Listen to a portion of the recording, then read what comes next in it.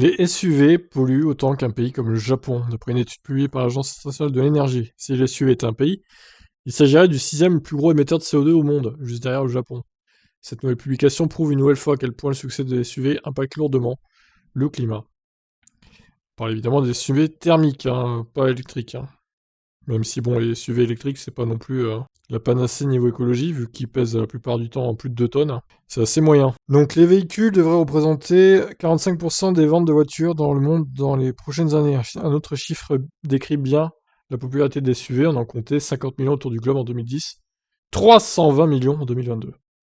Waouh, presque 6 fois plus en 12 ans, quoi. Dans sa publication, l'Organisation mondiale fondée en 1974 ajoute que les SUV ont généré, en 2021, pas moins de 900 millions de tonnes de gaz à effet de serre, soit quasiment autant que le Japon, qui occupe actuellement la 5e place des pays les plus polluants. Avec 1031 millions de tonnes à son actif, si les SUV était un pays, ce serait le 6e plus gros émetteur de gaz à effet de serre, assure Laura Cozzi et Apostolos Petropoulos de l'AIE.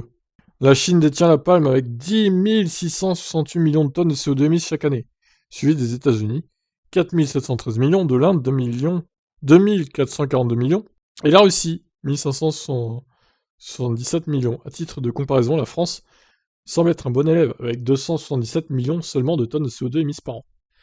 Eh ben oui, pourquoi? Parce qu'on a des centrales nucléaires, nous.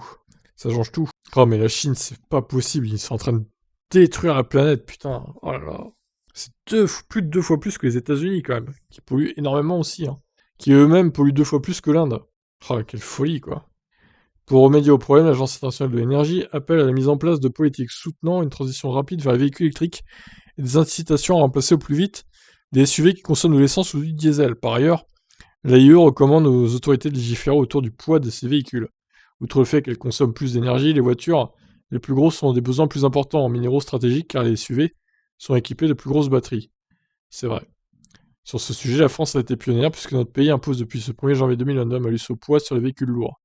Sauf les véhicules électriques. Attention quand même. Qui sont exonérés de ce malus. Mais il faudra en mettre un aussi, je trouve, pour les, on va dire, pour les plus de 2 tonnes, on va dire. Un petit malus, ouais, pour les voitures électriques de plus de 2 tonnes, je trouve que ça serait justifié. Pour le coup. Mais bon, on verra s'ils mettent ça en place un jour ou pas. En tout cas, voilà, les SUV thermiques polluent énormément. Presque comme le Japon, donc 6e émetteur. Voilà, c'est fou, hein. J'en reviens pas que la Chine pollue autant, par contre, c'est hallucinant, quoi. Pire pays, hein, quand même. Hein. Et sur beaucoup, beaucoup de domaines. Hein. Voilà pour cette news. Qu'est-ce que vous en pensez? Donc, possédez-vous vous-même un SUV? Ou est-ce que vous en avez possédé un? Allez, bye bye.